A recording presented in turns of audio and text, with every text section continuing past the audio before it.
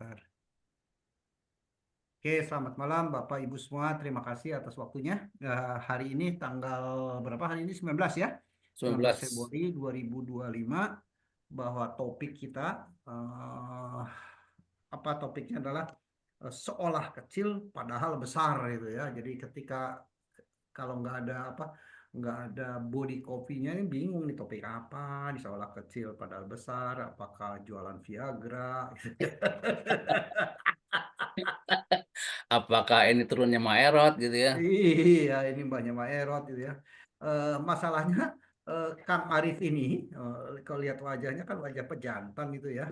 Eh, Profesi beliau Muhammad Arif Risman. Beliau adalah sebagai trainer, coach, ya, pelatih, kemudian juga pengarang buku, tentunya penulis buku. Dan sebetulnya sehari-hari itu di ASN ya, di bawah Kementerian Keuangan sebetulnya Oh ya. dia. Dirjen Pajak gitu ya. Jadi wajahnya sih wajah Hello Kitty lah, bukan wajah security ini. Ya, kita sama-sama dengan Kang Arif di satu komunitas ya, tentunya ya, di mana provokasi. Dan kita Provokasi Indonesia. bulan kapan? 2 bulan yang lalu ya, main bareng di pagelaran Hanuman Mencari Cinta. Hanuman mencari cinta. Wah, saya dipalak sama Kang Arif nih. Saya jadi preman. Jadi Pak preman. Pak ini jadi raja yang dizolimi sama preman. Iya, oke, menarik. Nah, malam ini kita akan bahas topiknya menarik, unik, nyentrik, gitu, yaitu seolah kecil padahal besar. Topik ini sebetulnya mengajak kita tentang kualitas pelayanan tentunya ya, atau spirit lah. Spirit Spirit pelayan. pelayanan, di mana Kang Arif akan memaparkan pengalaman-pengalaman yang luar biasa dari pelayanan itu, dari beberapa corporate lah ya, yang pernah Kang Arif lakukan. Dan Kang Arif station ini bukan di Jakarta, ini di Bandung ya, Kang Arif ya. Kasih sekarang, Mas. Oh, di Bandung ya. Oke. Waktu Bekasi. oh, waktu sepenuhnya Kang Arif mangga diatur, mungkin tinggal sisakan sedikit waktu buat tanya jawab Kang Arif. Baik. Siap. Terima kasih Pak Mindi. Selamat malam semua. Assalamualaikum warahmatullahi wabarakatuh, Bapak Ibu yang mungkin memang tak tampak di depan layar saya tapi menghadiri gitu ya. Jadi salam sehat selalu buat semuanya. Terima kasih Pak Mirza Gamal sudah hadir. Kita saya ingin belajar juga banyak dari Bapak, juga Pak Mindi ya. Terima kasih Pak Mindi atas kesempatannya bisa hadir di tempat Zoom ini ya, yang mulia ini. Mudah-mudahan bermanfaat buat kita semua. Saya pun mendapatkan banyak manfaat dari kegiatan ini, memperkaya buku saya juga. Jadi temanya seolah kecil padahal besar itu buku yang saya tulis berkaitan dengan pelayanan. Saya berkaitan dengan buku. Jadi gini, saya mengajar komunikasi. Saya bikin buku komunikasi sudah. Saya ngajar tentang pelayanan. Nah, maka saya juga perlu bikin buku tentang pelayanan. Lalu saya mikir apa yang bisa saya buat dalam buku itu gitu ya. Ternyata pengalaman saya pernah kerja di kantor, pernah kerja di dunia perhotelan, pernah kerja di kantor pelayanan pajak, dan sekarang pindah ke Badan Pendidikan Pelatihan Keuangan di Kementerian Keuangan. Jadi semuanya tentang pelayanan gitu. Nah, beberapa kisah itu masih membekas di benak saya ya berkaitan dengan pelayanan. Waktu di hotel, saya punya beberapa kisah yang tetap nempel. Lalu saya mikir kenapa nggak ditulis gitu dalam buku gitu. Beberapa udah saya tulis di sosial media gitu. Nah, saya punya kesempatan, saya kumpulkan aja nih. Jadi buku Seolah Kecil Padahal Besar itu adalah kumpulan cerita, baik dari saya juga, saya tambahkan dari kisah-kisah lain ya, yang menginspirasi.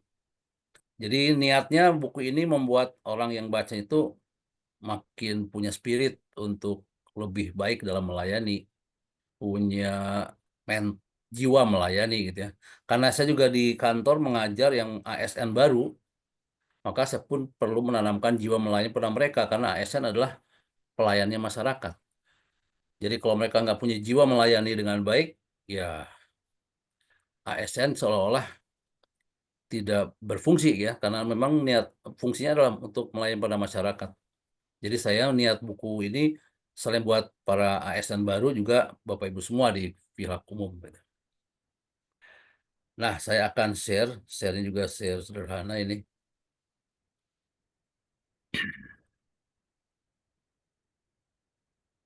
Jadi ini kesempatan pertama saya resensi buku lah gitu ya Pak Min ya. Ya,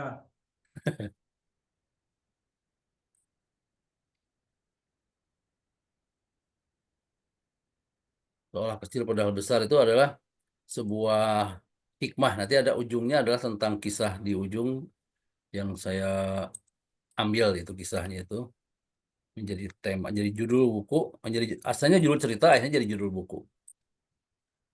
Izin saya share. Ya,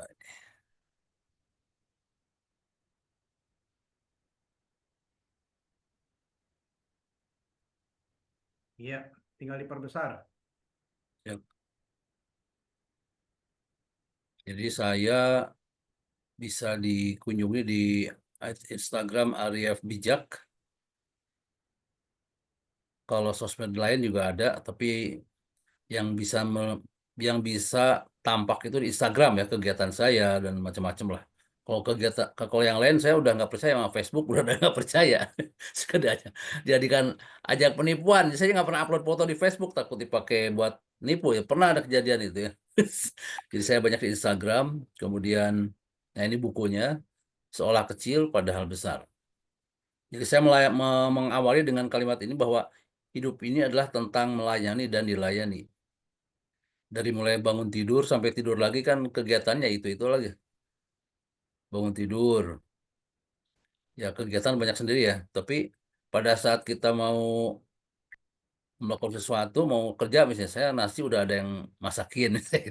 Itu kan dilayani itu sama orang rumah sama istri gitu. Terus pada saat saya mau ke kantor, jalanan lancar ada pak polisi gitu ya. Kan itu dilayani itu. Kemudian masuk ke kantor, udah bersih, enak tuh ruangan tuh, aduh nyaman. Itu kan dilayani itu sama petugas cleaning service. Dan pada saat saya tugas, saya memberikan pengajaran, memberikan materi. Nah di situ saya melayani. Pokoknya sehari-hari sampai, pokoknya dari kita lahir sampai kita meninggal ya melayani dan dilayani. Waktu bayi dilayani sama ibu sampai sekian tahun disusui. Wah itu pelayanan luar biasa lah dari seorang ibu. Maka orang anak itu bukti baktinya adalah melayani orang tua pada saat mereka udah mungkin udah berusia, udah lemah, itu anak tantangannya di situ ya. Hari ini prihatin kita lihat banyak anak yang malah membuang orang tuanya, maafin ya. Mereka tidak ada semangat melayani orang tua padahal di situ luar biasa pahalanya, luar biasa kebaikannya melayani orang tua itu ya. Nah, di sini saya sedikit spiritnya adalah bahwa hidup ini adalah tentang melayani dan dilayani.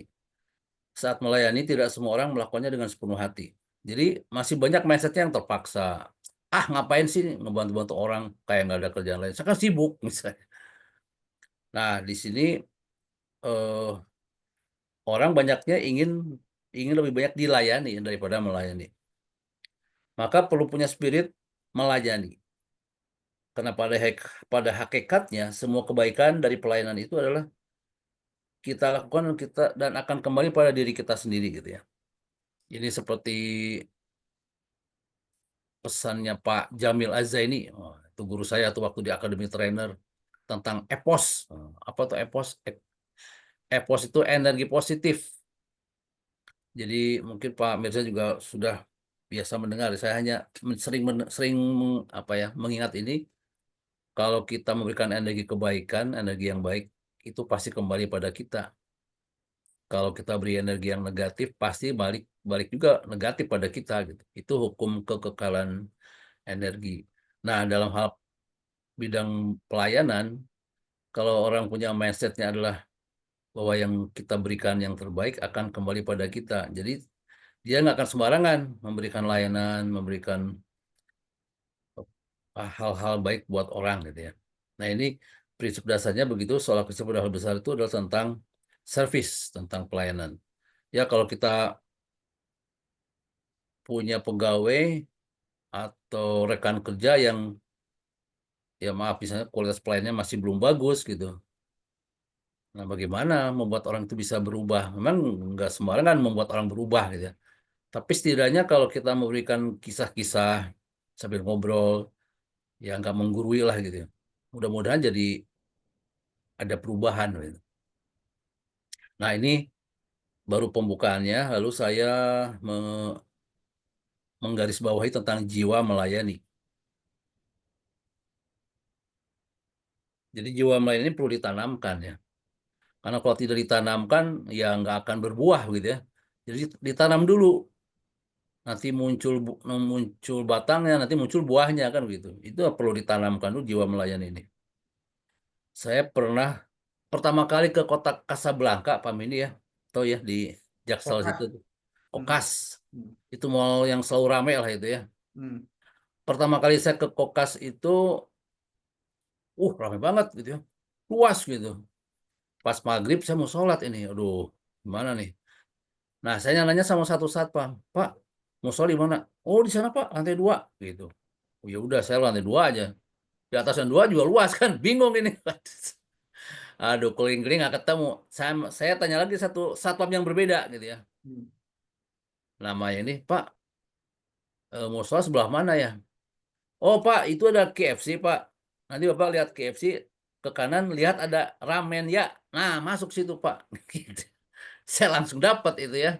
Hmm. Lihat KFC udah kelihatan, langsung ramennya udah langsung masuk gitu. Hmm. Jadi saya membandingkan satpam yang pertama dengan satpam yang kedua gitu kan. Kalau satpam yang pertama ya begitu deh. Pak mau soal mana? Lantai 2. Ya nggak salah, bener lantai 2 gitu. Tapi kalau yang orang kedua ini kan, dia memberikan arahannya tuh jitu, tepat pada sasaran. Dan itulah yang saya inginkan, yang saya harapkan gitu kan. Maka saya melihat bahwa dari dua satpam ini, mana yang memiliki jiwa melayani yang lebih baik. Oh, tentu saja orang satpam yang kedua ini nih. Dia punya jiwa melayani yang lebih baik karena ditanya itu jelas. Orang nggak akan bingung mencari musola di sebelah mana. Kalau yang satpam pertama kan, sono Pak, lantai 2. Dia tidak mengkondisikan saya yang lagi butuh musola gitu ya. Atau kebayang lah Pak Amin ini lagi kebelet misalnya masuk ke mall baru. Toilet di mana? Sono Pak, sono. Sono sebelah mana? Nah, itu kan kurang. Jadi saya melihat di situ bahwa dari jawaban pun, dari kata-kata pun orang terlihat mana yang punya jiwa melayani yang baik, mana yang seadanya begitu. Itu pengalaman. Oh iya, ya, bisa tampak gitu. Maka kalau jiwa melayani diasah terus skillnya, maka dia akan tertanam terus itu, tertanam gitu ya. Ini misalnya begini, kalau dulu waktu di hotel itu, saya kan kebagiannya sebagai kasir di restoran gitu. Tetapi Di restoran ya. pernah jadi kasir di restoran di hotel gitu. Tetapi saya kalau tamunya lagi penuh, lagi ya banyak, lagi rame lah, saya juga merangkap jadi waiter gitu, ikut kebantu lah. Padahal saya nggak ada latar belakang pendidikan hotel, tapi saya ya belajar dari mereka dan saya ayahnya larut lah jadi waiter juga kalau lagi penuh. Jadi saya jadi greeter, selamat pagi, silakan Bu, oh, kasih menu segala macam lah gitu. Tapi tugas utamanya kasir, jadi hanya bikin bill, menghitung uang, laporan. Nah, itu saya di hotel 5 tahun. Nah, sekarang setelah saya kerja di Kementerian Keuangan, saya sering ke hotel, Pak Min ya. Saya sering nginep di hotel. Saya suka suka sarapan pagi itu. Ya. Saya suka duduk kadang-kadang di pinggir gitu. Ya kalau ada tamu itu kan saya suka pengen greeting selamat pagi Pak. Kan saya bukan pegawai hotel gitu ya. Saya udah jadi tamu ini gitu. Saking tertanamnya gitu. Jadi mindsetnya masih muncul Pak, pengen melayani orang gitu. Padahal saya udah jadi tamu ya tinggal duduk aja kan gitu. Jadi diasahnya tuh seperti itu. Jadi kalau perusahaan punya pegawai yang jiwa melayaninya bagus, itu kan jadi aset ya. Aset yang bagus buat perusahaan. Itu kan kalau pegawainya tidak punya jiwa melayani yang baik, itu kan bisa menghancurkan perusahaan ya, bisa apa ya, nama baiknya jadi jelek lah. Apalagi yang pertama itu perusahaan perlu punya effort untuk menanamkan jiwa melayani pada para pegawainya. Apalagi yang sifat usahanya betul-betul service gitu. Kemudian kalau orang sudah punya jiwa melayani, maka dia akan akan berpikir untuk mencari inovasi-inovasi dalam pelayanan. Apa terobosan yang bisa dilakukan untuk bisa melayani lebih baik begitu. Kalau nggak salah saya pernah pernah membaca dulu ya zaman dulu. Sekarang apa ya? Mungkin Pak Medi juga ingat, Pak Mirza juga mungkin masih ingat. Saya pernah baca begini, ada sebuah restoran restoran yang mahal lah ini. Kemudian dia mengontrak sebuah konsultan untuk meningkatkan pelayanan primanya gitu. Kemudian dicarilah sumber-sumber yang bisa diperbaiki yaitu dari ini apa usulan atau tulisan tamunya yang memberikan saran gitu ya. Di antaranya adalah kami kalau sendoknya jatuh itu suka lama nunggunya gitu. Jadi kebayang ya kalau kita mau makan sendok jatuh kan nggak mungkin kita ambil ya. Kalau langsung kan waiter sendok gitu ya. Berarti si waiter kan akan ke dapur dulu atau kemana dulu kan ngambil sendok balik lagi kan itu. Itu sekian detik. Untuk kalau sepi itu kalau rame kan lumayan juga tuh bisa lama tuh si sendoknya nyampe lagi yang baru gitu. Maka buat orang yang sedang makan lagi moodnya enak tuh tiba-tiba nunggu sendok lama bisa jadi moodnya hilang gitu. Selera makannya hilang.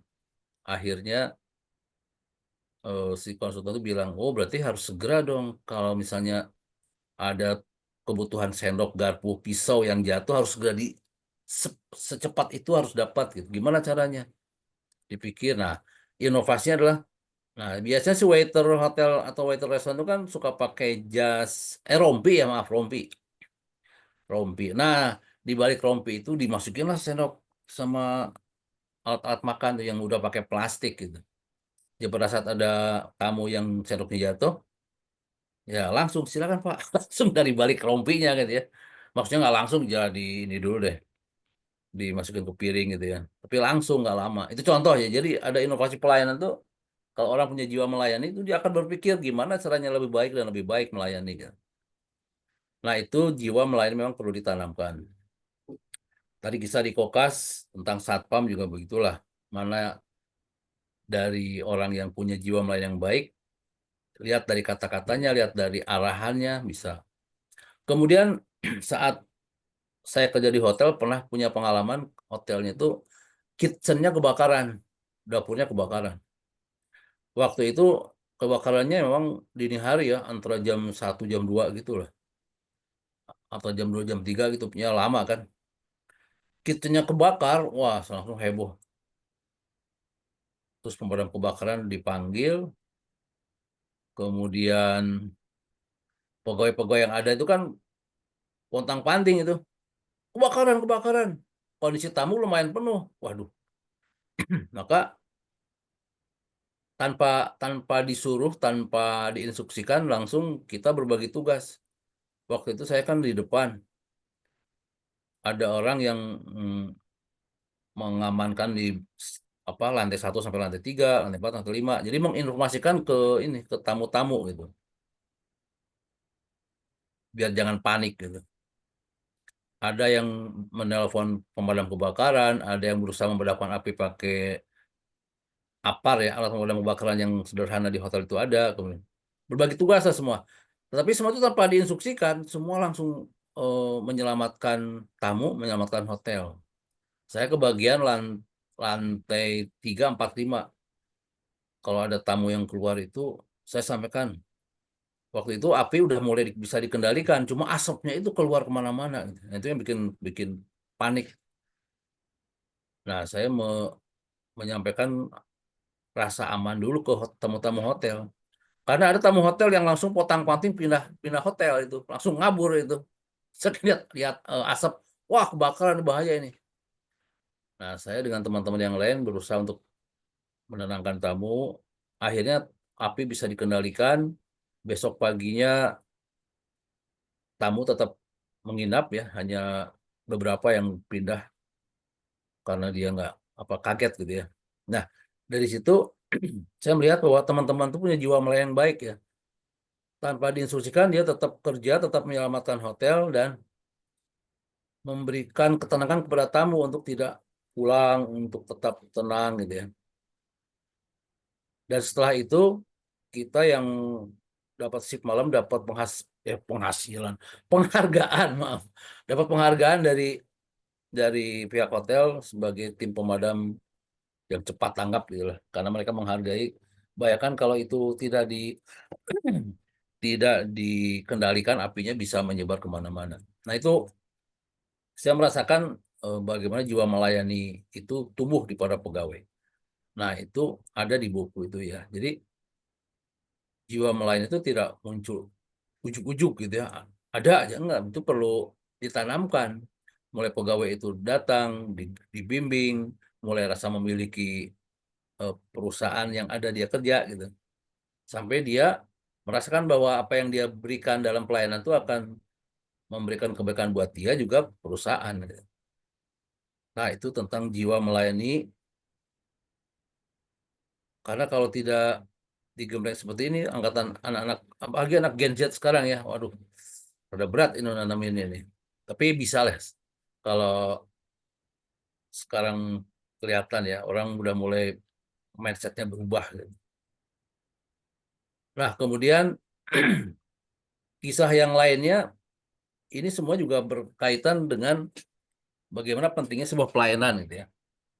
Sekecil apapun itu bisa berpengaruh. Ini panggilan ibu dan bapak maksudnya bagaimana gitu ya. Gini, Pak Mindi kalau ke Indomaret dipanggilnya apa? Kadang-kadang bapak, kadang-kadang bisa kakak ya zaman Nah, sekarang. itu Kan suka kakaknya. ngaco tuh. Nggak pernah kan dipanggil kakek, Pak. Pasti kakak itu. Dia berarti kan kita tuh senang ya, masih dianggap muda kan gitu Pak Mindi. Bukan bapak, bukan ibu. Ya, ibu bapak ibu memang standar sih. Tapi kalau ke Indomaret Alfamart, kakak panggilan itu. Pernah ada tayangan, saya lihat ada ada pembeli itu ngamuk, apa barang-barangnya itu dihancur-hancurin, dijatuh-jatuhin itu. Ternyata dia itu ngamuk, ngapain sob? Saya dipanggil nenek, maksudnya apa loh? Dipanggil nenek dia nggak mau. Kalau yang lain dipanggil kakak, siapa nama saya nenek gitu. Itu panggilan kecilnya bisa berpengaruh seperti itu tuh buat buat pembeli kan. Nah, saya pernah punya pengalaman di hotel begini. Jadi ada tamu datang jam 1 malam, dia habis show di Braga, Pak Mini kan. Ini hotelnya Hotel Panhegar dulu, Pak Mini apal ya. Oh, Bang Hegar. Panhegar. Sekarang mah El Royal namanya. Iya, Bang Hegar di itu Merdeka lah. Merdeka kan dengan Braga dekat itu ya, dengan Iya. dulu mah ada karaoke dangdut. Nah, saya ada artis check in jam 1, habis dia show di situ di Braga. Saya saya langsung menyapa, selamat pagi Bu, gitu kan. Mas, saya udah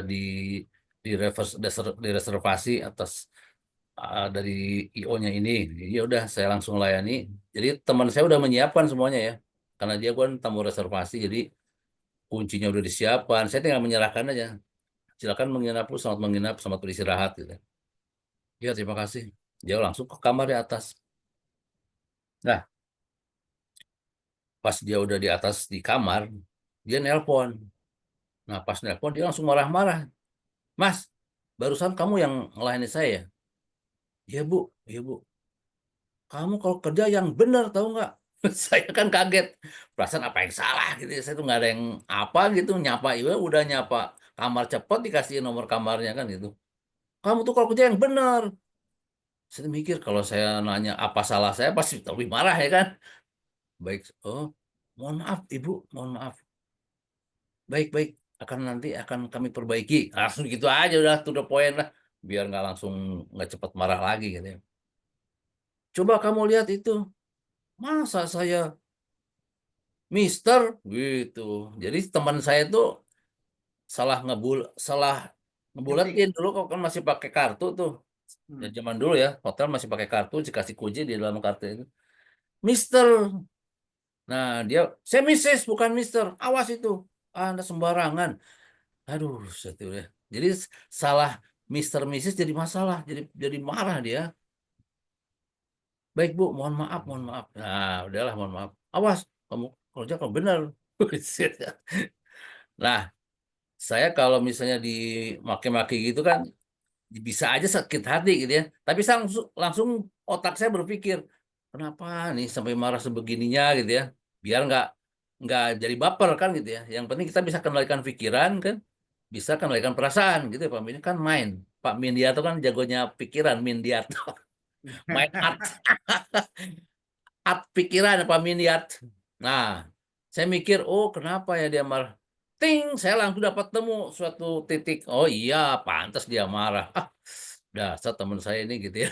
Tapi teman saya juga kan nggak tahu gara-gara itu salah ngebulotin aja jadi masalah. Dan saya pun ke tamunya nggak bilang, maaf Bu, itu salah teman saya, kacau teman saya kan juga nggak begitu. Ya udah, mohon maaf itu salah kami, mohon dimaafkan. Udah gitu aja tuh the point. Apa yang terjadi? Nah, jadi segini Pak Mini, Bapak Ibu semua, maaf nih ya. Dia itu marah dari Miss, harus dipanggil di bukan dipanggil ya, ditulis Mister di buletin kan ada pilihan Mister atau Mrs, di buletin lah Mister gitu. Dia marah gitu. Saya bilang, oh iya, dalam pikiran nih, dalam pikiran aja biar nggak saya nggak baper nggak sakit hati. Ya iyalah, dia marah dipanggil Mister, dia kan jadi Mrs itu pakai operasi dulu mahal gitu. Pak Mini bisa menangkap maksud saya apa gitu ya. Ya, Waktu itu tahun 9 99 98 artis itu maaf ini udah almarhum sekarang. Tapi waktu itu yang kalau yang kayak sekarang kan Lucinta Luna gitu ya. Nah, dia dulu udah ada tuh. Nah, itu jadi untuk urusan servis layanan itu panggilan pun bisa berpengaruh gitu. Hati-hati gitu. Kita mesti lebih peka sama orang gitu. Bapak Ibu itu kan standar panggilan umum ya. Tapi kalau yang Indomaret itu kan ya memang spesial panggilannya kakak gitu. Ya kalau di radio beda lagi kan. Mojang-bujang radio os beda lagi gitu kan. Zamannya radio panggilannya beda-beda tuh. Listeners macam-macam. Nah, itu kan berkaitan dengan pelayanan. Semakin dia dekat memanggilnya kan akan semakin dekat juga di si tamu itu dengan kita. Nah, itu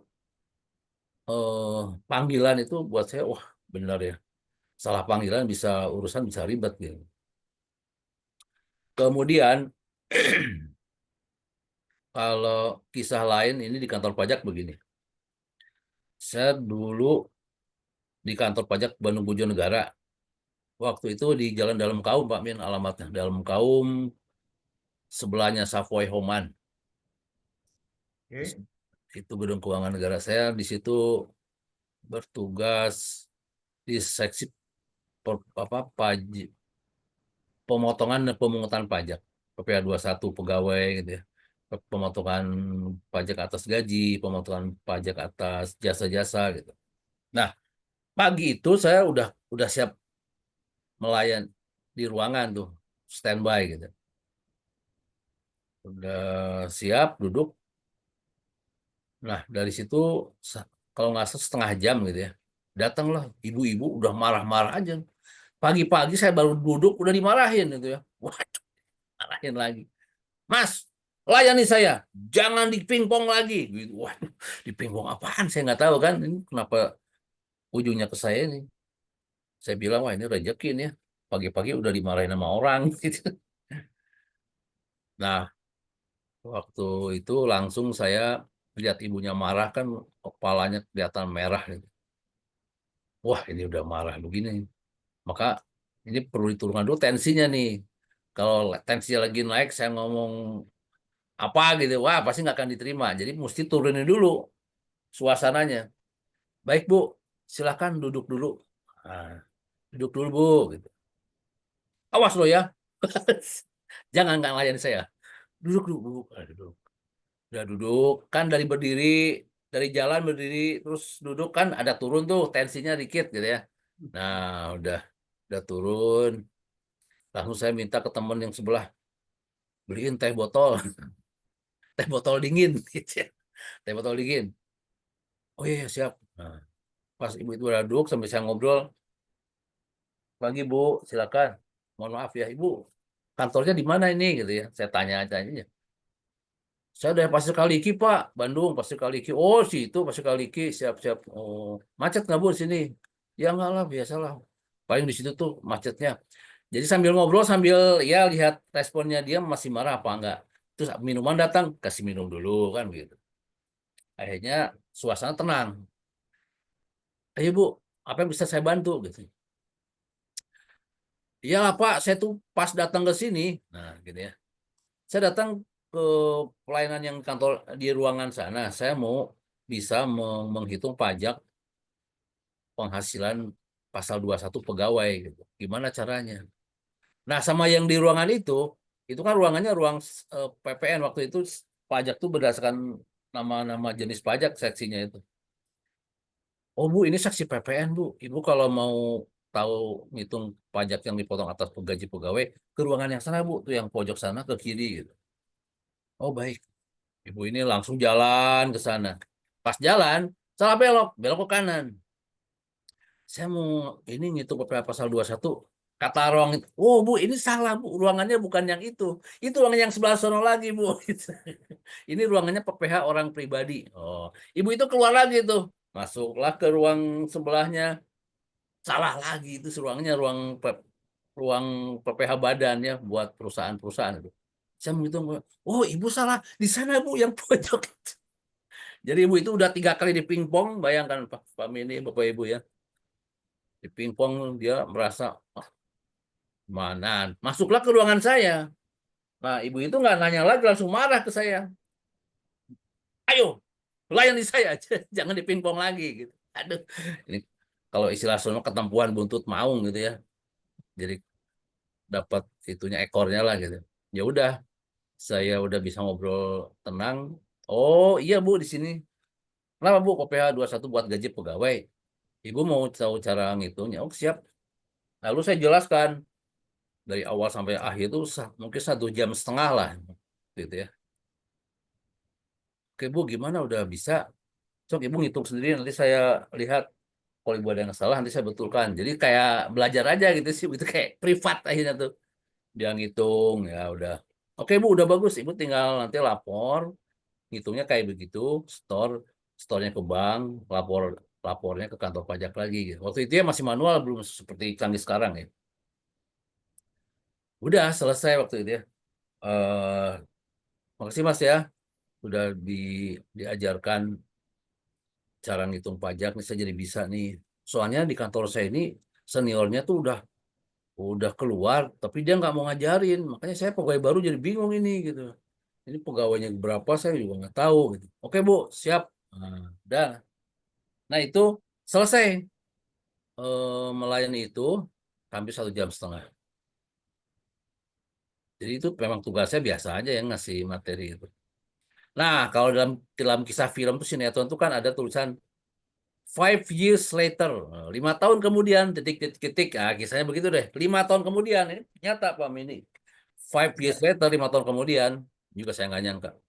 Saya ngajak anak, waktu mah anak saya masih kecil, masih SD lah, main di ini, dulu namanya Molis dulu mah, sekarang namanya Festival Citylink Mall itu ya. Ya.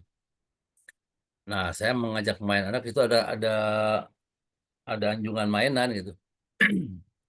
Saya main gitu. Anak saya main, saya beli tiket. Tapi tiketnya antri ya. Ya udah saya antri, tapi kata orang yang di dalam tuh, Pak, anak saya main aja dulu, gampang kalau tiket. Oh iya siap. Lalu anak saya main aja gitu.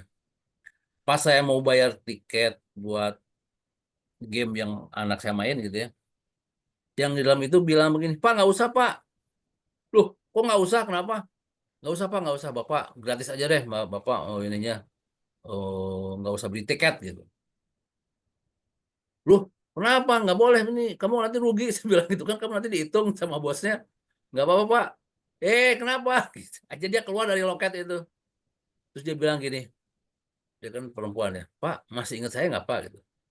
Bapak masih ingat saya nggak Pak? Ah, saya kaget Pak Medi, ada perempuan bilang, Bapak masih ingat saya nggak? Emang saya udah ngapain? Dia takut minta tanggung jawab. Itu yang nggak terekam itu. Akhirnya saya tuh kaget. Oh, siapa ya? Saya kok ada yang nanya gitu, mungkin dia itu siswa saya. Ini mahasiswa Unpad bukan? Karena saya juga dulu pernah ngajar di Unpad. Kamu mahasiswa Unpad bukan? Bukan, Pak. Oh, mungkin kamu peserta kursus ya, kursus pajak. Enggak sih, Pak, bukan. Tapi lihat wajah saya pernah ingat wajah di mana gitu wajahnya itu ya. Akhirnya dia bilang, Pak, masih ingat gak dulu waktu Bapak dimarah-marah sama saya kan gitu ya. Dimarah-marah. Di mana ya? Gitu. Itu Pak di kantor pajak Bojonegara saya pernah marah-marahin Bapak gitu. Saya ingat lagi flashback zaman dulu. Oh, itu ya. Oh iya, kamu tuh yang ibu tuh yang itu ya, yang hitung PA 21 gaji kan? Iya, Pak, betul. Oh, ibu kok masih ingat saya? Iya, gimana Bapak? Gimana saya nggak lupa? Saya kan tetap ingat. Bapak itu dulu jelasinnya lengkap, jelas. Saya bisa bisa bikin laporan. Dan saya waktu itu kerja baru di perusahaan itu dan saya setelah itu bisa dipercaya sama bos saya dan saya diangkat. Ya kan awal mulanya bisa bikin laporan sama Bapak itu di waktu itu. Oh, itu iya ya. Syukur itu saya bilang. Sekarang udah lancar bayar pajaknya. Bagus Pak, udah lancar. Ya, sip-sip lah kalau gitu. Saya mikir aja gitu ya. 5 tahun dia masih ingat saya gitu Pak Mili, Bapak Ibu ya. Belum lunas, Ya. belum lunas kali. Untung udah dilunasi. Belum lunas kayaknya. Jadi, jadi saya mikir gini, oh dia masih ingat dengan layanan yang saya berikan waktu itu karena memberikan cara menghitung pajak ya. Meskipun dia marah-marah tapi saya tetap melayani dengan ya ya padanya memang tugas saya waktu itu ya. Jadi waktu itu saya mikir, ya tugas itu kan biasa aja sebetulnya. Tiap hari juga begitu gitu loh ya. Cara ngitung pajak jelasin, ya biasa aja tugas itu ya. Ya bukan tugas yang besar, ya kecil-kecil aja menurut saya waktu itu ya. Tapi saya pikir lagi ternyata buat orang lain yang saya anggap kecil itu ternyata besar. Yang saya anggap biasa-biasa itu buat orang lain istimewa gitu. Ya buktinya si ibu itu 5 tahun masih ingat aja ke saya. Bukan masalah belum bayar. Jadi dia dia ya masih ingat dengan layanan yang saya berikan dan saya merasa ya niat saya memang melayani wajib pajak. Tapi ibu itu menganggap bahwa saya telah menolong ininya karir karir pekerjaannya gitu. Jadi di situ saya melihat wah betul ya nih jangan menganggap apa yang kita lakukan itu kecil gitu ya. Bisa jadi besar buat orang lain. Iya, iya. Bisa jadi yang saya lakukan itu biasa-biasa aja rutinitas gitu. Tapi buat orang lain bisa jadi istimewa gitu ya karena dia mendapatkan sesuatu yang mungkin waktu itu dia jarang ke kantor pajak. Tapi pas saya berikan layanan dia mendapatkan layanan yang dianggapnya wow buat dia kan gitu.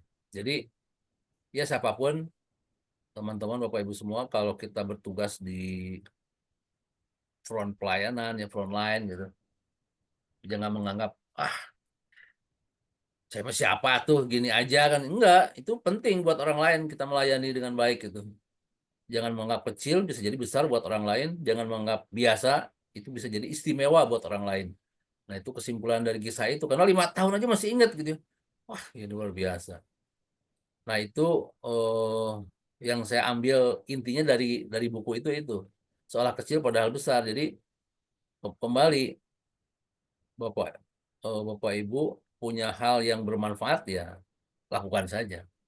Ada lagi kisah dari ini dari Sukab. Ini bukan kisah saya mengambil dari kisah nyata Ibu aduh Ibu siapa namanya? Ibu siapa namanya?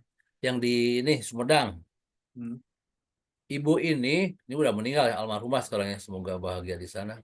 Ibu ini CPNS guru terus sakit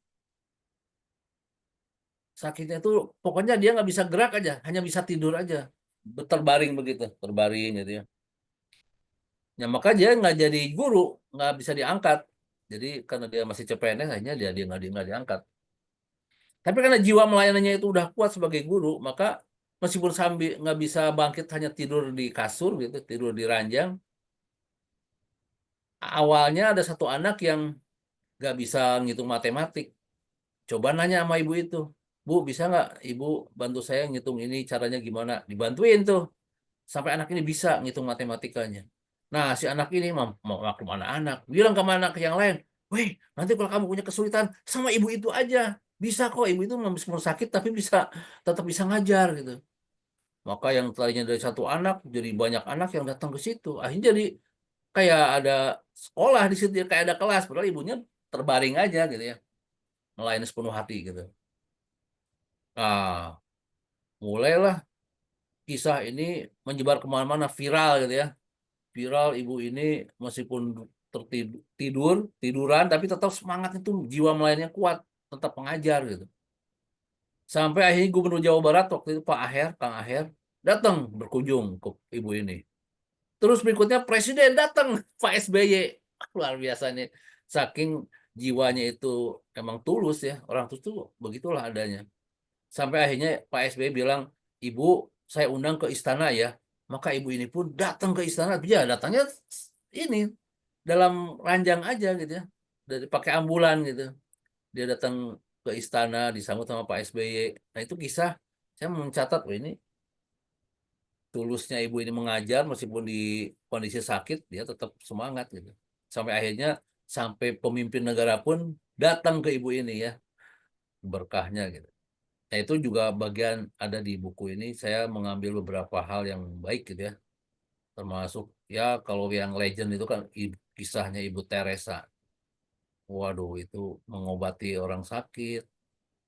Padahal penyakitnya kulit yang menyebar, menular gitu. Tapi tetap aja melayani Ibu Teresa itu. Itu juga bagian dari kualitas ketulusan dalam melayani. Nah, itu kisah lain. Sekali lagi. Wah, kok udah thank you. Jam berapa ini? Mau 24 lagi. jam. Nah, itu prinsipnya itu tadi. Jadi jangan sampai kita itu melakukan sesuatu itu menganggapnya kecil aja nih, nggak ngefek kayaknya. Ah, saya bag- orang bagian kecil aja gitu. Jangan dikira itu bisa jadi penting buat orang lain gitu ya. Misalnya ada orang yang tugasnya bersih-bersih lah di kantor gitu ya. Itu kan kalau dia nganggapnya nggak penting, nanti dia kerja itu asal kotor kan. Orang datang ke kantor kotor itu bisa pusing tuh, nggak bisa punya ide yang bagus gara-gara lihat yang kotor kan gitu. Maka siapapun yang bertugas di satu organisasi, di satu kantor, kalau semuanya punya jiwa melayani yang baik, ya akan kompak, organisasi akan berjalan dengan baik gitu. Apapun posisinya ya, karena kita ingat ada namanya tuh apa itu ya? Eh apa ya? Bukan golden moment, moment in time gitu ya. Ya. Jadi kalau misalnya perusahaan semua baik melayani, tapi ada satu orang yang nggak baik gitu ya.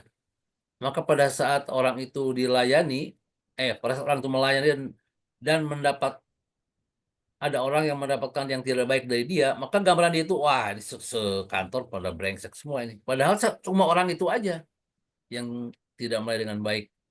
Atau gini misalnya Pak Mindi punya uang 2 miliar misalnya ya, Amin ya Pak ya. Amin. Terus Pak Mindi datang ke sebuah bank mau nyimpan uang. Nah, pas masuk kata temennya Pak, Bapak itu di Bank X aja. Bank X yang mana itu tuh yang di Jalan Kopo misalnya gitu ya. Bandung. Nah, masuklah Pak Min itu ke Jalan Kopo di situ. Nah, gedungnya ini kelihatan ya.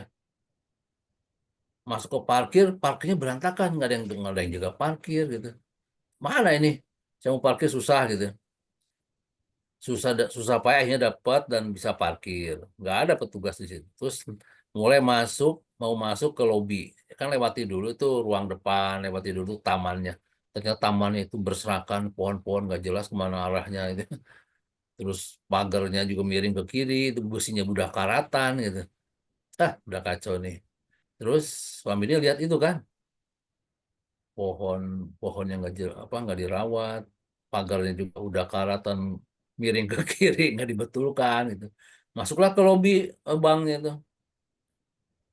Pas masuk ke lobi bank, satpamnya diam aja di pojokan, nggak menyambut, nggak apa gitu. Melototin aja satpamnya tuh. Udah akhirnya masuk ke teller. Nah, pas masuk teller memang tellernya ya bagus lah gitu ya, biasa standar gitu. Sampai titik itu mungkin Pak Bedi mikir ya, ini kalau saya nyimpan uang di sini gimana ini? Kenapa? Pak Minder aja jadi ragu kali gitu ya. Masa pohon aja nggak diurus, pagar aja nggak diurus, di bawah nggak ada petugas, apa dia nggak mampu menggaji pegawai kan gitu ya? Jangan-jangan nih banknya bank ini, bank emok, bank Bank-bank nggak jelas iklan. gitu ya. Kan karena layanan yang ditunjukkannya seperti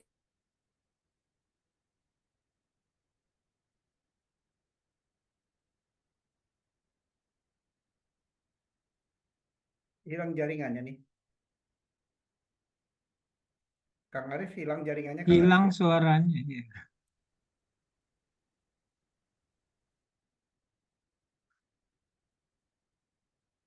Kang Arif hilang nih suaranya. Ada sih nggak mental ya.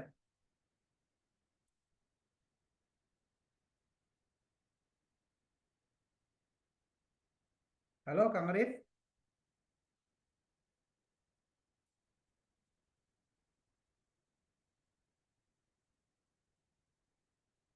Oh, malah hilang nih Kang Arif nih.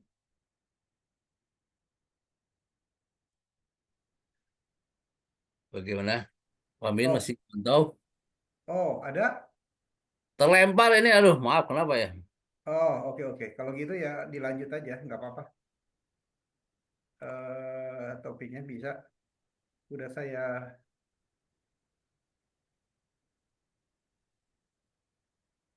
Oke. Tadi apa terlempar karena ini di saya apa jaringan ini ya? Jaringan mungkin. Kaget saya. Ya, lanjut aja ini di sini udah. Ya tadi sampai sampai itu kisah Pak Min mau nyimpan uang di bank kan mungkin ya jadi ragu Pak Min ya. Ya, Karena layanan-layanan yang ditunjukkan meskipun itu bukan berkaitan dengan keuangan tapi kan akan menjadi gambaran ini bank ini kayaknya rada-rada nggak bisa dipercaya gitu ya. Parkir aja semrawut, ya, ya, kebunnya, tamannya, pagarnya nggak diurus gitu. Jangan-jangan lagi lagi sulit uang nih banknya. iya, iya, iya. Itu contoh ya. Jadi ada Hilang lagi. nah Halo? bisa jadi tuh orang menganggapnya itu kecil padahal dia penentu gitu. Iya, iya. Tuh. Mungkin Oke, Pak clear, Medi clear. itu dulu lah.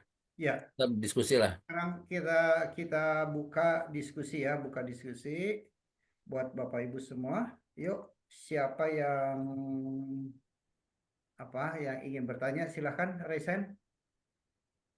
Hmm. Ada Ciling silahkan Bang Mersa. Oh, Ya, link.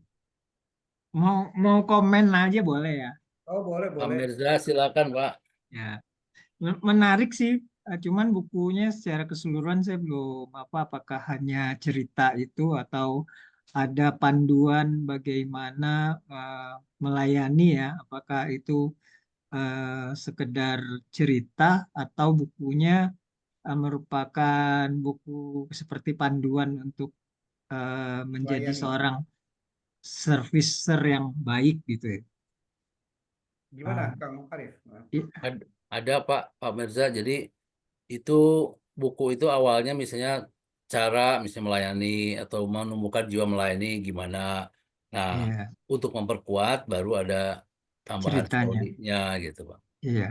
Nah, mungkin saya kalau gitu bisa berbagi ini juga. Kebetulan kan saya waktu di bank itu juga sempat eh, membawai Departemen Service Quality Management untuk ke ya, seluruh Indonesia Iya ya, Pak. untuk seluruh cabang. Jadi kan cukup banyak lah selama di masa itu dan juga setelahnya diminta untuk memberikan pelatihan-pelatihan tentang service. Iya. Nah, jadi saya lihat sih kalau service itu kan sebenarnya udah banyak sekali bukunya segala macam.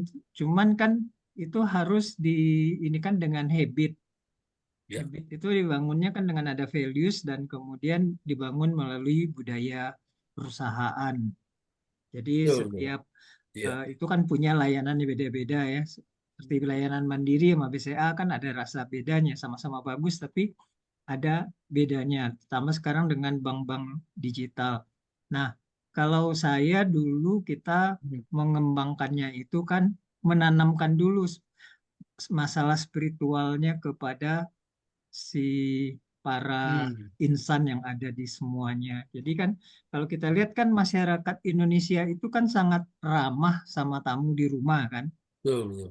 Ya, dan bahkan kalau yang beragama Islam itu menyatakan bahwa eh, iman seseorang itu terletak dalam layanan. Demikian juga dalam Katolik ada ininya kan ayat-ayatnya, dan itu saya gunakan gitu di dalam itu bahwa Hmm, eh, kenapa kita di dalam agama dinyatakan bahwa layanan itu adalah bagian dari iman.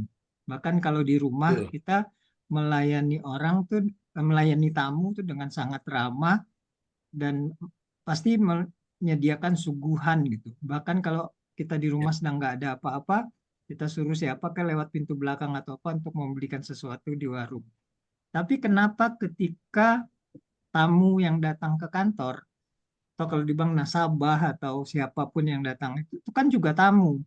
iya, Nah, kenapa kita menjadi tidak ramah? Padahal tamu yang datang ke rumah itu belum tentu membawa rezeki kan, katanya kan tamu itu datang membawa rezeki, tapi kan tidak langsung nampak dia betul. membawa rezekinya ya. Mungkin entah kapan itunya, Bu. Iya, Pasti tidak selalu pada saat dia datang. Sementara kalau tamu yang datang ke kantor dia pasti membawa rezeki karena membawa bisnis, membawa ini, apalagi kalau di bank kan nasabah itu segala iya, macam. Nah, gaji kita kan berasal dari tamu-tamu itu. betul. Kenapa kita tidak eh, suka tidak melayani dengan baik, malah suka judes, suka itu, padahal kita sudah diajarin dari kecil dengan dari agama, dari budaya di rumah bahwa menghargai tamu itu bagian dari iman dan juga tamu itu membawa rezeki. Tapi kenapa ketika di kantor? Nah, itu menyentuh itunya itulah Hmm, yang kita akhirnya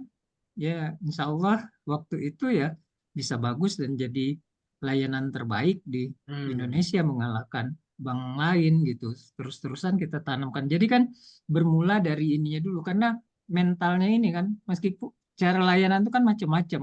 Nanti baru teknis-teknisnya kan ya harus seperti apa ketika saya juga memimpin rumah sakit juga gitu bagaimana itu kan sudah ada jarak si perawat dengan tempat tidur dengan itu, tapi kalau tidak dilaksanakan dengan hati, tidak dilaksanakan dengan keimanannya dia itu yang percaya. Nah, saya sampai kutip tuh tiap apa Islam dalam Katolik kan karena saya dulu kuliahnya juga di sekolah di Katolik itu ayat-ayat yang lama itu saya cari, saya ini kan gitu bagi yang agama. Jadi sehingga nah itu bisa di ini di pemerintahan pun kan dulu kebetulan ya direktur saya itu kan jadi Menteri Keuangan. oh Pak Agus. Nah, jadi kan dia membawa itunya kan kita diminta bantuin untuk nyusun-nyusunin Iya, kan cukup jauh lah berubah daripada sebelumnya kan di departemen Bapak itu kan karena itu juga ke RSCM ke BUMN lain ketika dia jadi eh, Menteri Keuangan karena kan pas zaman dia itulah berubah layanan-layanan kita karena membangunnya melalui budaya perusahaan nggak bisa hanya betul. melihat servisnya aja gitu. Iya, Servis itu kan outputnya gitu kan, tapi kan semuanya itu kan dimulai dari values yang sudah kita sepakati, kemudian menjadi behavior, behavior kemudian setelah semuanya menjadi budaya perusahaan, nah disitulah muncul jiwa bisnis, jiwa servisnya itu. Mungkin itu tambahannya aja, Pak. wah, makasih Pak Mirza. Si Pak Mirza Bang Mandiri nih ya. Oke. Karena Pak itu Pak Ada Agus, Bapak Ibu Agus semua Marto sebenarnya yang ya. ingin bertanya, Cik Ling atau lain? Kalau nggak ada ya saya iseng-iseng mau nanya sama Kang Arif nih. Siap. Ya, Kang Arif, paparan Kang Arif tadi tuh saya mencoba yang terpapar ya, yang dipaparkan. Kecuali kalau bukunya lengkap tadi ya ada apa how to segala. Nah, yang dipaparkan Kang Arif tuh lebih ke arah mengajak setiap orang atau karyawan dalam kaitan di sini adalah memiliki service attitude malah ya. Bukan service excellent lagi. Kalau excellent kan standarisasi pelayanan lah. harus begini, harus begitu. Tetapi yang lebih dalam adalah service attitude. Jadi sikap melayani, tumbuh dari dalam, gitu ya. Betul, Kan betul. begitu ya kira-kira tumbuh dari dalam. Tanpa perintah tadi kayak contoh apa kebakaran tanpa perintah nggak baca SOP kan jiwa melayani ya bagaimana gini sehingga menjadi lebih baik. Nah, hanya saja tidak semua orang kan punya jiwa seperti itu. Ya, tidak semua orang memiliki jiwa seperti itu. Andai kata ada pun, mungkin kastanya berbeda, levelnya Hmm. berbeda. Kira-kira begitu ya, spirit melayani. Nah, gimana? Kira-kira apakah ada kiat-kiat untuk meningkatkan service attitude itu? Supaya ya minimum bedanya antara satu departemen atau satu orang dengan yang lainnya nggak gap banget gitu. Adakah kiat-kiatnya, Kang Arif? Oh, baik. Terima kasih Pak Medi, pertanyaannya luar biasa nih. Ini ada Pak Mirza nanti bisa menambahkan. Jadi tadi udah disebut oleh Pak Mirza ya. Untuk itu perlu dasar yang kuat dari sisi spiritualnya. Karena orang di Indonesia pasti punya agama dan mendasarkan ke situ ya. Apa tuh? Bahwa yang namanya kebaikan itu akan berbuah kebaikan, misalnya itu dalam Islam itu ada Ar-Rahman ya. Dan agamanya juga pasti ada. Jadi kokohkan dari sisi spiritualismenya bisa itu. Dan yang berikut tadi apa corporate culture juga perlu di, dikuatkan. Bisa jadi ada orang yang memang nggak apa-apa mungkin dia secara servisnya itu karena SOP. Dia Hmm, lakukan karena SOP, karena kewajiban di kantor. hmm, Setidaknya di kantor dia udah lakukan itu ya. Meskipun di luar kantor dia mungkin melepaskannya itu gitu. Padahal kalau orang udah punya jiwa melayani itu nggak akan copot gitu ya. Dimanapun dia akan tetap punya jiwa itu. Di kantornya, mungkin di rumahnya, di warga, dia akan selalu memberikan hal-hal yang bermanfaat gitu ya. Jadi memang tidak tidak setiap orang gitu ya, karena ya beragam lah. Tapi kita perlu punya upaya ya untuk membuat orang itu kalau di perusahaan tak patuh aturan untuk memberikan layanan. Gitu. Makanya corporate culture juga ya apa perlu ada pemberian punish and reward ya berkaitan Reward dengan and punishment. reward and punishment. Reward and punishment ini penting juga. Jadi perlunya ada CCTV yang memantau pegawai itu melayani bagaimana itu kan itu penting tuh. Misalnya pegawai bank melayani nasabah senyumnya kurang lebar nih. Kepantau di CCTV langsung dipanggil. Lebarin senyumnya. Kan bisa juga jadi salah satu cara untuk membuat Iya, itu sering ini apa diingatkan karena memang orang itu kan ya punya perasaan, punya pikiran dan itu kan naik turun ya. hmm. Dalam hal kita bekerja pun ya mungkin tidak orang-orang itu tidak selalu on dalam melayani karena ada titik-titik turun. Jadi perlu ada reward and punishment, perlu ada pengawasan. Jadi supervisor yang mengawasi kualitas layanan itu penting. Jadi jangan sampai ada yang kelewat gitu ya. Kalau dalam restoran misalnya ada satu zat yang masuk aja ke makanan itu kan bisa jadi wah bisa jadi viral ya. Selain lagi ramai sekarang ya karena ada apa tuh kecoa atau apa gitu. Anak kecoa lah, anak Itu kan kecoa bagi atau staples itu yang sering terjadi kan staples ya. anak Rambut staples, misalnya gitu. rambut ya. Maka di situ memang perlu dibawa ke arah bahwa kalau kita sudah punya rasa memiliki perusahaan gitu ya, kita akan memberikan yang terbaik juga gitu. Di sini saya di rumah kan istri punya usaha catering. Hmm, Pegawai itu memang cabutan kadang-kadang ada yang baru hmm. yang lama lama dikit keluar. Jadi kita terus merekrut yang baru itu kadang-kadang usahanya itu adalah gimana caranya mereka itu bukan hanya kerja tapi juga membuat makanan itu ya bukan hanya masalah enak tapi higienis bersih ya. Pernah nih ada pegawai baru mengirim ada komplain di di komplain kita itu ada rambut tadi Pak Mindi Iya iya. rambut. Akhirnya kita tuh langsung membuat gini apa recovery ke pelanggan memberikan apa ada semacam Gift lah, kue-kue gitu untuk ya meminta gift, maaf gitu ya. Untuk gift memberikan, recovery. bukan meminta, untuk berterima kasih atas feedbacknya kan. Dia nggak marah malah kasih feedback. Hmm. Nah, tapi kita ngegembleng pegawai yang baru ini. Saya bilang gini, kamu di sini kerja buat apa? Buat keluarga. Ini kalau perusahaan ini nggak ada gimana? Kamu nggak bisa lagi kerja kan? Iya, makanya kerja yang benar. Gitu. Layani dengan baik, jangan sampai kotor-kotor begitu. Akhirnya dia merasa bahwa terbuka pikirannya, iya ya, kalau saya bekerja baik juga pelanggannya juga akan terus, akan beli terus gitu. Kalau sepi gimana? Cuma kalau sepi, gara-gara kamu itu tali rambut itu ketinggalan. Gitu. Itu mungkin Pak Min ya, salah satunya Ya, ya, itu beberapa hal yang perlu di, ya, ya. dilakukan Ini di salah satu perusahaan. juga menjadi big issue, menjadi sebuah big issue di dalam penerbangan kan kita tahu bahwa SQ termasuk ranking atas di dalam kualitas servisnya gitu ya, pelayanan Ya. primanya dan itu menjadi sebuah benchmark ya untuk beberapa penerbangan. Nah, lihat kisahnya para para pramuniaga ini yang begitu hebat ketika berada di atas pesawat. Namun ketika ada di rumah tuh mereka tidak seperti itu loh.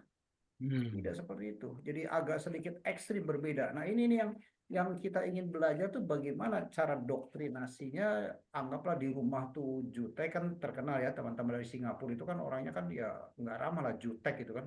Hmm. Oh gitu. Tapi ketika ada di pesawat kok bisa berubah 180 Terus derajat. ramah gitu ya. Iya, 180 derajat. Betul-betul sangat ramah. Nah, ini nih apakah ada nih kira-kira bocoran-bocoran apa sih yang dilakukan sampai bisa bisa beda apa beda beda tempat berdiri sudah beda kualitas pelayanannya gitu loh, atau service attitude-nya sudah berbeda tuh. Kalau di itu tuh saya pernah baca tuh training training layanannya juga luar biasa, Pak Mini Iya, ya. iya, iya, iya. Jadi kalau senyum itu pakai pakai gini nih, Hmm. pakai sumpit, masukin ke mulut, senyum. Ayo, gitu saking untuk membiasakan senyum aja pakai sumpit gitu ya. Iya, harus melebar berapa senti, Iya, berapa detik sekian gitu gitu senti ya. itu betul-betul ditanamkan gitu. Hmm. Maka mereka ya taat SOP gitu ya. Ya, ya. Itu Senyumnya. yang saya hebat tuh bisa switching begitu di rumah ya, anggaplah di rumah tuh jutek kok begitu masuk di dalam pekerjaan bisa begitu apa ya, perfect itu di dalam pelayanan gitu. Hmm. Itu kan ada kayak sebuah change change apa ya, change mindset atau change apa ya yang luar biasa sebetulnya. Mungkin kalau dia bertindak sama seperti di pesawat, lelah juga mungkin kalau di rumah. Mhm. Dia perlu perlu variasi kehidupan. Mungkin Ya misalnya, karena di pesawat main drama akhirnya ke rumah keluar orisinilnya gitu ya. ya makanya tadi saya bilang kalau orang udah punya jiwa melayani yang baik itu dimanapun dia tetap akan memberikan hal yang baik begitu. Nah. Oke, ada pertanyaan yang lain? Nggak ada dari Bapak Ibu semua? Saya berikan kesempatan. Kalau nggak ada, mungkin ada closing statement, Kang Arif. Nggak, saya mau nanya ke Pak Mirza, boleh? Malah balik Oh, nanya. boleh, boleh, boleh. Saya Malah balik nanya. boleh. Ya, Bapak masih di Mandiri atau udah resign udah Pak? pensiun Pak, udah Pensiun lama. Pak. Oh. Ya. Itu tadi Pak Agus Sekarang Pak. ya jadi konsultan di beberapa bank. Oh, Mas. Saya punya teman satu komunitas Pak, lupa tapi beliau Syariah Mandiri ya dulunya. Ya, saya terakhir di Syariah Mandirinya juga. Oh, beliau tuh trainer. Aduh, kok namanya apa sih? Saya makin usia kok jadi lupa nyebut sama orang aja. Hmm. Oh, Itu beliau trainer gara-gara. juga di ini di di kami namanya Tempa, ada trainer mentoring program. Beliau dari BSM sama-sama gitu. Nah, sering beliau Di itu. training di bidang apa Pak? Di Kalau Tempa IT. Tempa itu ini Pak, komunitas trainer. Jadi awalnya masuk itu mereka ditempa untuk bikin apa, brandingnya apa, isi trainingnya bagaimana gitu. Hmm. Oh, target-targetnya bagaimana itu Tempa itu. Jadi banyak yang training di bidang perbankan, training di bidang service, training di bidang pengembangan diri, training di bidang coaching, macam-macam. Tapi semua ada di situ. Termasuk yang dari beberapa bank mandiri ada tuh. Ada IKACA, Imang Mandiri itu. Kaca Ibrahim, ada, aduh nama itu lupa. Iya. Si Iis juga bukan Tempa bukan? Iis, Iis bukan Mandiri, Iis. Oh bukan ya. Bukan, dia dari Asra atau apa ya. Hmm. Ya oke oke oke. Baik, Ya, mungkin Kang Arif ada closing statement berkaitan dengan apa topik kita. oh ya, Tampaknya kecil tapi padahal besar. itu tanam mindset aja. Jadi mudah-mudahan siapapun yang bergerak di bidang pelayanan itu jangan sampai menganggap yang dilakukannya itu adalah biasa saja, kecil gitu ya. Yakinkan bahwa buat Anda kecil, buat orang lain bisa besar. Buat Anda itu biasa dan rutinitas, buat yang lain yang Anda layani itu jadi sebuah hal yang istimewa gitu, menentukan nasib hidupnya. Jadi tetap berikan yang terbaik, meskipun ya kita nggak tahu apakah itu menjadi berpengaruh atau enggak. Tapi yakinlah yang Anda lakukan itu adalah Yang terbaik. hal besar dan terbaik begitu. Mungkin itu Pak Mindi. Oke, yuk ngatur nuhun Kang Arif. Mungkin ada beberapa poin yang ingin saya simpulkan sebelum kita akhiri. Bahwa di dalam melayani tadi, melayani ya seolah kecil padahal besar, tampaknya bahwa service attitude menjadi sebuah apa ya, sebuah basic lah ya, sebuah dasar bagaimana proses pelayanan itu bisa berkelanjutan ya. Poin-poin yang perlu dilakukan di dalam service attitude itu adalah satu, memang dibutuhkan ada yang disebut service ownership ya. Jadi merasa memiliki pelayanan itu bagian daripada dirinya. Jadi bukan hanya sekedar melayani, tetapi melayani itu kepuasan diri. Kedua juga perlu didasari juga kuat dari sisi spiritualnya ya, agar service attitude itu bisa berkelanjutan dan berkesinambungan ya. Ketiga, perlu dijadikan menjadi corporate culture, jadi budaya perusahaan. Jadi melayani adalah merupakan sebuah budaya, bukan dilayani. Keempat, harus didukung agar ini berkesinambungan dan menjadi sebuah apa ya, sebuah bisnis proses dalam kerja. Maka perlu ada SOP pelayanan, standar operasional pelayanan sesuai dengan bidang dan industri masing-masing. Dan yang kelima, bagaimana membentengi semua itu agar tidak terjadi penyimpangan, maka dibutuhkan reward and punishment ya, yang atraktif, kira-kira begitu. Baik Kang Arif, terima kasih nuhun pisan, semoga sehat Alhamdulillah. terus teman. Terima kasih Pak Min, terima kasih Pak Terima kasih. Merga. Terima kasih. Link. Mudah-mudahan ketemu lagi. Yo, Amin. Siap, Amin. salah. yo, makasih. Terima Kasih. kasih Bu Link. Saya close ya.